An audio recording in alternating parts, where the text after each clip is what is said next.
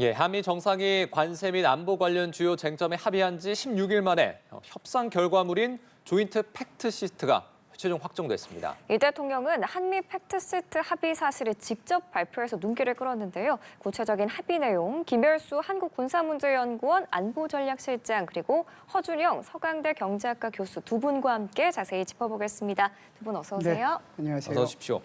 자, 지난달 한미 정상회담에서 주요 쟁점에 합의한 지 16일 만입니다. 드디어 이제 팩트시트가 발표가 됐는데요. 이재명 대통령이 직접 굉장히 어려운 협상이었다라는 소회도 전했습니다. 자, 전반적으로 어떻게 평가하시는지 실장님부터 먼저 간략하게 네. 짚어주시죠. 미국과 이제 다른 나라들하고는 관세 협상을 하지 않습니까? 그런데 이제 유럽연합도 그렇고 일본도 그렇고 또 다른 이제 나라들도 그래 했는데 한국 같은 경우에는 관세 협상하고 안보 분야 협상까지 같이 했거든요. 예. 그래서 이제 다른 나라들하고 좀 다르게 협상이 진행이 됐다라고 보고요.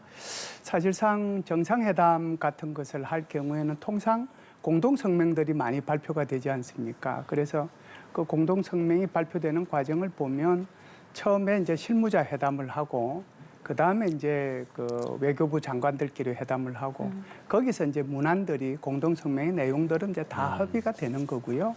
그리고 이제 정상회담을 하게 되면 공동성명이 나오는데 그것은 이미 다 돼 있는 게 나오는 거거든요.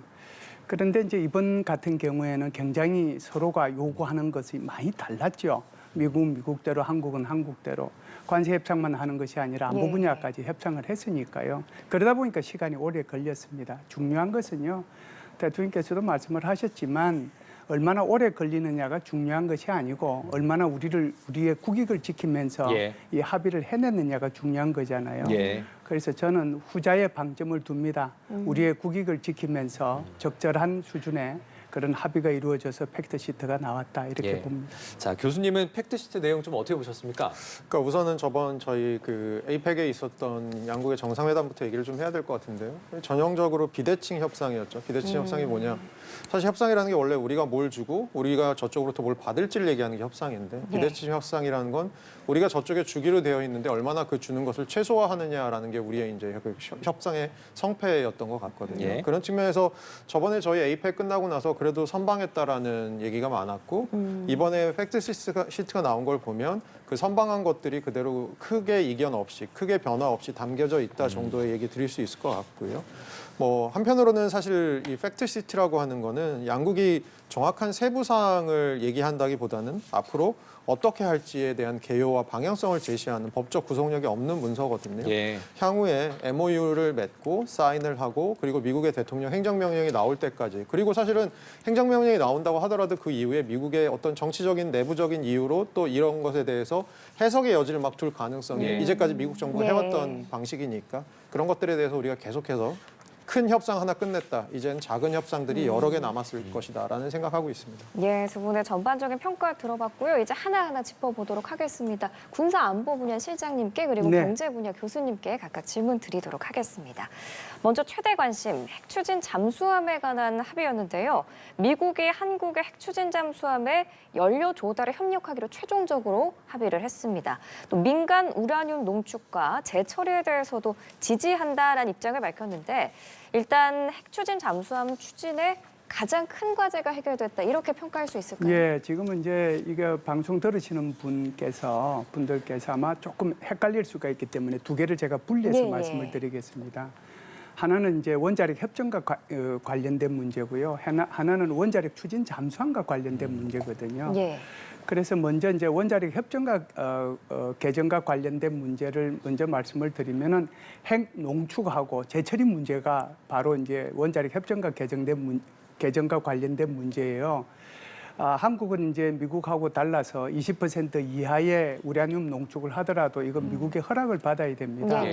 그런데 이제 일본 같은 경우에는 이게 자율적으로 20% 이하의 핵 농축을 하도록 돼 있거든요. 한국 같은 경우에는 26기의 상용 원자로를 지금 가동하고 있지 않습니까? 그러면은 이런 이제 핵 연료들을 대부분 이제 러시아로부터 제일 많이 우리가 구매해 왔는데 아시다시피 러시아하고 우크라이나하고 전쟁이 지속되면서 러시아로부터 이제 핵 연료를 구매하는 것 자체가 어렵게 됐고요. 그래서 이 공급망의 문제가 이제 하나 있다는 그런 거고요. 두 번째는 지금 이제 재처리 문제인데 제철이 같은 경우에는 우리는 이제 이게 폐연료봉이라고 할까요? 그런 것들이 이제는 더 이상 어디 보관할 데가 없는 포화 상태에 있거든요. 그런데 이제 한국이 지금 개발한 어떤 그 파이로 프로세싱 같은 걸 이용을 하면 그 폐연료봉에 남아있는 헬연료, 그게 조금 남아있어요. 그걸 이제 다시 빼내가지고 연료로 사용할 수도 있고, 그리고 이제 부피를 또 좀 줄일 수 있잖아요. 예. 그렇게 되면 좀 여유가 있단 말이죠. 그래서 앞에 부분은 우리가 산업적 측면에서 필요한 거고, 뒷부분은 우리가 환경적 측면에서 필요한 거예요. 그래서 산업적 측면과 환경적 측면에서 우리가 이런 협정이 필요하니까 개정을 해야 될 필요가 있으니까 예. 이걸 좀 개정을 했으면 좋겠다고 그랬는데 미국이 여기에 대해서 동의했다. 이게 이제 굉장히 큰 거고요. 예. 두 번째 이제 크게 말씀드릴 수 있는 것은 원자력 추진 잠수함이거든요. 그래서 원자력 추진 잠수함에 대해서 미국이 여기에 대해서 참 표현이 성인이라는 표현을 썼는데 그냥 네. 저는 동의했다라는 표현을 쓰겠습니다. 그래서 미국에서 이걸 동의해 줬기 때문에 한국이 앞으로 한 10년 내에 뭐 이쯤 되면은 한국도 드디어 원자력 추진 잠수함을 가지게 됐다 이렇게 볼 수가 있죠. 야, 자 말씀해 주신 것처럼 이 원자력 추진 잠수함 이제 핵잠이라고 합니다. 이 부분에 대해서 미국이 동의를 했다라고 하는데 어느 곳에서 건조하느냐 여부가 계속 말이 달랐어요. 우리나라 입장에서는 한국에서 건조를 한다. 미국 입장에서는 필리 조선소에서 건조를 한다. 그런데 이 여부에 대해서 팩트시트에 담기진 않았는데 위성락 안보실장이 한국에서 건조한다는 것을 전제로 논의가 이루어졌다라고 밝혔거든요.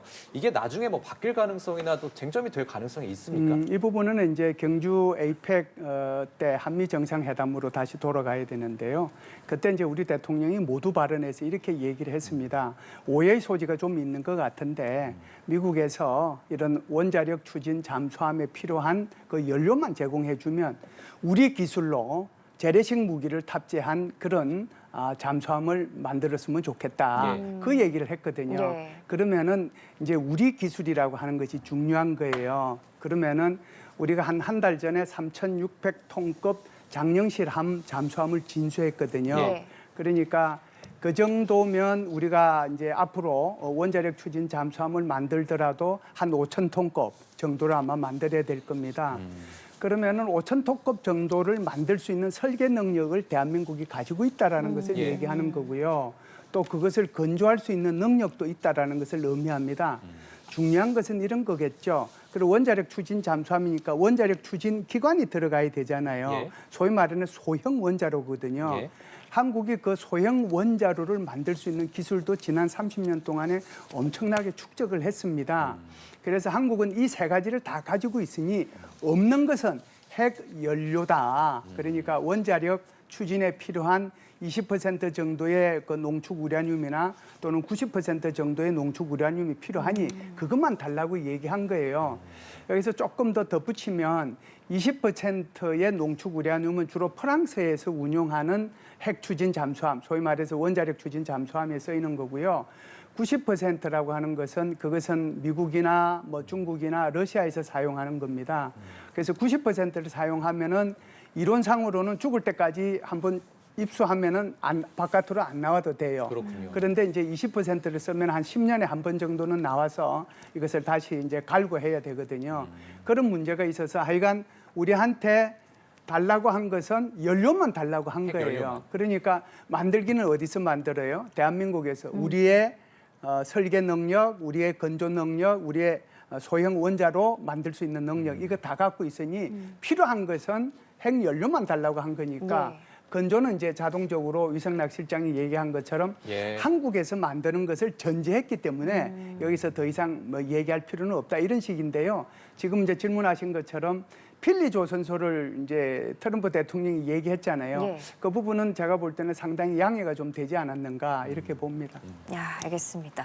또 한국이 2030년까지 250억 달러 규모의 미국산 무기 구매를 그리고 330억 달러 규모의 주한미군 지원을 법적 절차에 따라서 추진할 계획도 밝혔는데 이 규모에 대해서는 어떻게 평가하세요? 250억 달러라고 하는 것은 미국산 무기 구매하는 거예요. 그러니까 우리가 지금 스마트 강군을 향해서 가자라고 하는 것이 이재명 정부가 추구하는 국방 정책이거든요.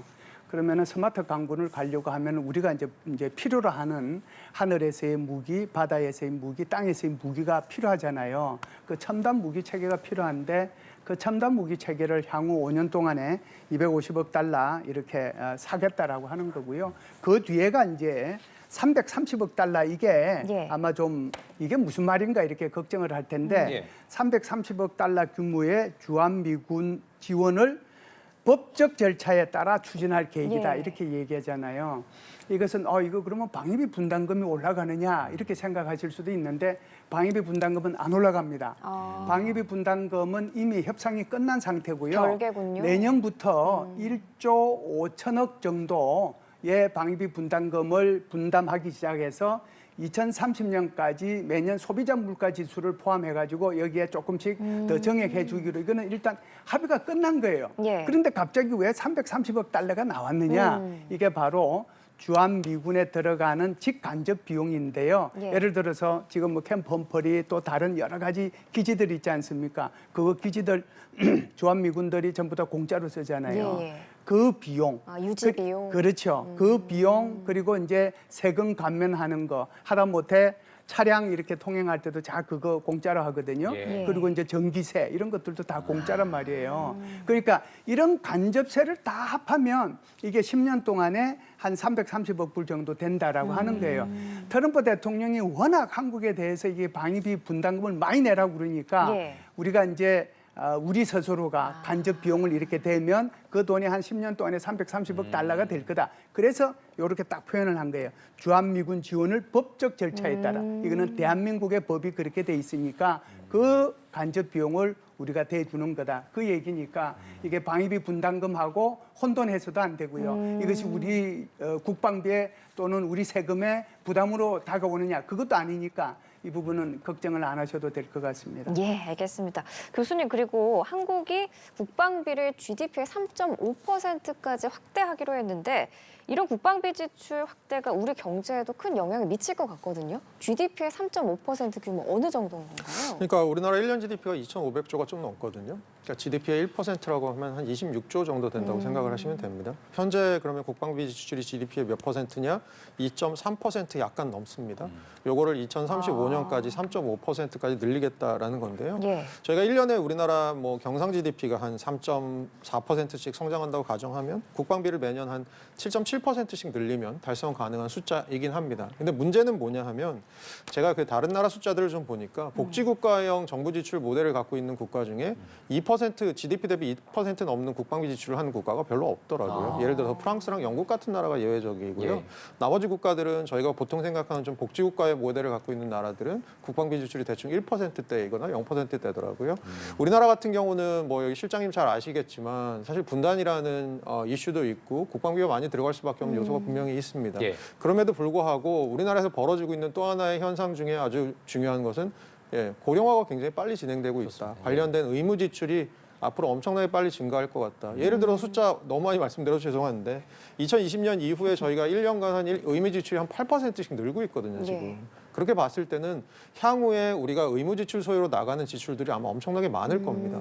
그래서 국방비를 늘리는 것 자체 숫자만 보면 문제가 없어 보일 수도 있는데 다른 지출들이 엄청나게 지금 늘어나는 상황에서 국방비까지 이렇게 GDP 대비 비중을 늘려야 되는 식으로 확대하는 것 여기에 아마 조금 제가 보기엔 정부의 그 재정 조달의 어려움 이런 부분들이 분명히 있지 않을까 보고 있습니다. 예, 알겠습니다.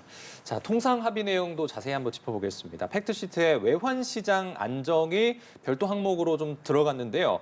그동안에도 이제 저희가 현금 지원을 하는 부분에 대해서 외환 보유고를 생각해야만 한다. 그래서 미국과의 협상에서 이런 카드를 저희가 내세웠었는데 이거를 이제 양국이 중요하게 봤다라고 한다는 것 자체는 우리가 어떤 의미로 좀 해석을 해야 되겠습니까? 그러니까 처음부터 그 스토리를 말씀드리면 제가 이해하기로는 이렇습니다. 일본이 이렇게 했으니까 한국도 이렇게 해가 미국의 처음에 스탠스였다면 우리가 계속해서 미국과 협상 시에 미국에 주지시킨 점은 뭐냐. 우리는 일본이랑 좀 다르다. 일본은 우리보다 GDP가 2.5배 크고 그리고 일본은 기본적으로 엔화라고 하는 전 세계 기축통화 중에 하나를 발행하는 국가다. 예, 예. 우리보다 외환 보유고도 많다. 이런 것들을 통해서 우리는 한국은 일본과 다르다라는 것을 미국에 계속해서 환기시키고 자각시킨 부분, 이것들이 어떻게 보면 협상의 전략이었던 것 같거든요. 그런 측면에서 외환 시장의 불안 당연히 있죠. 지금 200억 달러라고 하는 상한을 쳐놓은 것은 뭐 어떻게 보면 선방한 부분도 있지만 왜 선방했냐고 보면 한국은행이나 정부에서 얘기하기로 우리가 IMF 이후에 외환으로 한번 당해봤기 때문에 예. 또 여러 가지 이유로 굉장히 외화 자산을 지금 많이 갖고 있습니다. 그때에 비해서 비교할 수 없을 만큼 많이 갖고 있는데 그러면 그 자산을 운용하는 운용 수익이나 뭐 이자나 배당 같은 게 나오잖아요. 그러니까 그런 것들을 통해서 우리가 갖고 있는 외화 자산을 까먹지 않는 수준에서 조달할 수 있는 1년의 달러가 한 200억 달러다라고 얘기를 했던 부분입니다. 그러면 생각해 보면 그러면 우리가 그냥 외환을 외화를 잘 유통해 갖고 그걸 잘 운용해서 수익 나오는 거 갖고 그냥 내면 되는구나. 근데 그 수익은 원래 나오고 있었던 거거든요. 그러니까 그것이 원래는 다른 쪽에 저희가 일종의 쿠션처럼 어디다가 방벽을 두고 갖고 있었을 수 있던 돈이 이제는 미국으로 빠져나가는 거잖아요. 그래서 제가 보기에는 오늘은 뭐 기재부 장관의 구두 개입도 있었고 해서 환율이 1,450원대로 다시 떨어졌습니다만 예. 어제 1,470원까지 환율이 갔던 맞습니다. 이유 중에 하나는 200억 달러가 한국이 조달할 수 있는 상한이라고는 하지만 이게 한국 정부에 조금 부담이 될 수밖에 없을 거다. 외환 시장에 부담이 될 수밖에 없을 거다라는 게 아마 선반영돼 있는 거 저는 같거든요. 그걸 시장이 판단한 거네요. 판단하고 있는 거죠. 특히 외환 시장 같은 경우는 선반영에서 먼저 반응을 하는 것이 굉장히 뚜렷하게 나타나는 시장이거든요. 그런 측면에서는 사실 선방했으나 여기에 대해서 우리가 조금 경계의 끈을 놓을 수 없는 부분이 있는 것 안심할 수는 같고요. 없다. 마지막으로 말씀드리고 싶은 건 작년 1년 동안 우리나라에서 제조업 설비 투자 있었던 금액을 예. 달러로 환산하면 1,000억 달러 정도 됩니다. 1,000억 그럼 달러. 200억 달러라고 하는 건 작년에 우리나라가 신규 설비 투자 제조업에 한 거에 5분의 1이라고 생각하시면 예. 돼요. 그래서 우리나라에 생길 공장의 일부가 미국에 생겨야 되는 상황, 이것들에 대해서는 좀 저희가 경계감을 가질 수밖에 없다 말씀드리겠습니다. 예, 알겠습니다. 관세에 대한 세부적인 합의도 중요한 쟁점이었는데 한국산 자동차 그리고 자동차 부품, 원목, 목재에 대한 관세 15% 낮추기로 합의를 했습니다. 기존에 알려졌던 내용인데 미국 시장에 대한 불확실성 감소했다. 이렇게 볼 수 있을까요? 그러니까 감소할 거다. 아무래도 예, 우리는 관세가 없었던 FTA 세상에서 지금으로 네. 넘어왔으니까 관세가 15% 는 것처럼 생각을 할 수는 있죠. 그런데 미국이 저렇게 우리뿐만이 아니고 전 세계를 대상으로 상호 관세라는 걸 부과하고 품목 관세라는 걸 부과하고 있으니까 새로운 기준에 적응한다고 생각하면 우리한테 관건은 우리가 경쟁하는 폭스바겐이나 독일의 회사들, 우리가 경쟁하는 토요타나 일본의 회사들과 우리가 같은 출발점에서 시작할 수 있느냐가 정말 중요한 거잖아요. 그렇죠. 사실은 일본은 미국과 FTA 한 나라가 아니어서 원래는 자동차 관세 2.5% 내고 있었습니다. 근데 우리는 그게 없었죠. 예. 그렇게 보면 우리가 일본이 15 받았으면 우리는 12.5 받아야 되는 거 아니야? 아쉽죠. 아쉬운데 그 정도는 이제 우리나라 기업들이 덩치도 컸고 미국 시장에서 고가 사양의 제품들도 많이 팔고 네. 있고 그리고 미국의 충성심을 가진 현대나 기아차의 팬들도 생기고 있고 하다 보니까 그 2.5 같은 것들은 기업들이 갖고 있는 역량을 가지고 돌파할 수 있을 것이다라고 믿고 그러면 새로운 15%라는 관세에 적응을 하는 수밖에 없을 것 같죠. 그에 대해서 사실 정부에서 내년도 정책금융을 15조 원 이상 지원하기로 했습니다. 이런 지원이 물론 이제 우리나라 기업들이 말씀해 주신 것처럼 이미 덩치가 좀 커졌고 나름대로 자구책이 있을 것이다라고는 하지만 지원이 있으면 부담이 어느 정도 좀 줄지 않을까요? 예, 그게 자동차 산업은 저희 보통 생각하면 1차 업체만 생각합니다. 현대 기아차만 생각합니다. 근데 현대 기아차는 크죠. 글로벌 기업이고 대응 능력도 있고 정보망도 좋습니다. 다만 문제는 그 1차의 기업의 밑에서 지금 제품을 공급하고 있는 하청 업체들 예. 그리고 부품 공급 업체들은 사실 굉장히 영세한 기업들도 많습니다. 이런 기업들 같은 경우는 0%였던 관세가 15%가 되는 것은 사실 굉장히 큰 차이이고 예.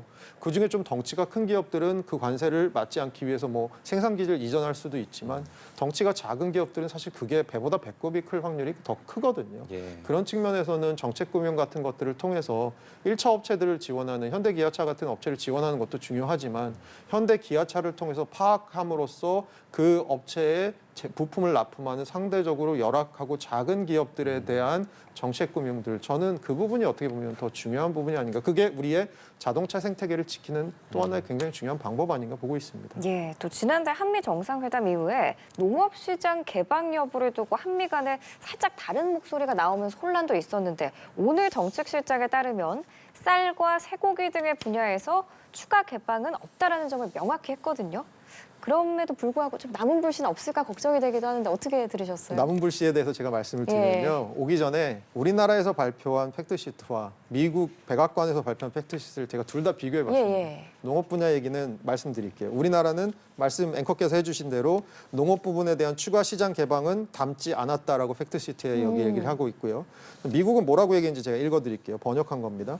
농식품 무역의 비관세 장벽 해소, 미국산 농산물의 승인 절차 간소화, 미국 과일, 채소 전용 데스크 설치, 육류 및 치즈 시장 접근성 보장 등을 추진한다. 뭐 어떻게 들리세요? 우리 입장에서도 맞고요. 미국 입장에서도 맞아요. 우리 입장에서 추가 개방 안 하겠다는 것도 맞고요. 예. 이미 개방도가 미국에 대해서는 FTA 하고 있으니까 99%가 넘거든요. 추가 개방 없다는 얘기도 맞아요. 왜냐하면 미국의 팩트시트에도 추가 개방 얘기가 있는 건 아니고요. 다만 미국 농산물이나 미국의 농축산물이 한국에 더 쉽게 소비자들에게 다가갈 수 있도록 여러 가지 조치를 한국이 하기로 했다라는 얘기이거든요. 그러니까 이 부분에 있어서는 제가 보기엔 추후에도 아까 말씀드린 것처럼 약간의 양국의 해석의 여지라기보다는 이거는 양국이 좀 편한 대로, 특히 미국이 편한 대로 한국을 압박하는 용도 혹은 국내 정치를 또 호도하는 용도로 아마 쓸 수 있는 정도의 그런 얘기가 남아있지 않나 싶습니다. 예, 알겠습니다. 자, 오늘 오전 이재명 대통령의 팩트시트 내용 직접 발표했는데요. 군사 안보 분야 그리고 경제 통상 분야의 내용이 중점을 이뤘습니다. 자, 관련해서 김열수 한국군사문제연구원 안보전략실장, 허준영 서강대 경제학과 교수와 짚어봤습니다. 잘 들었습니다. 고맙습니다.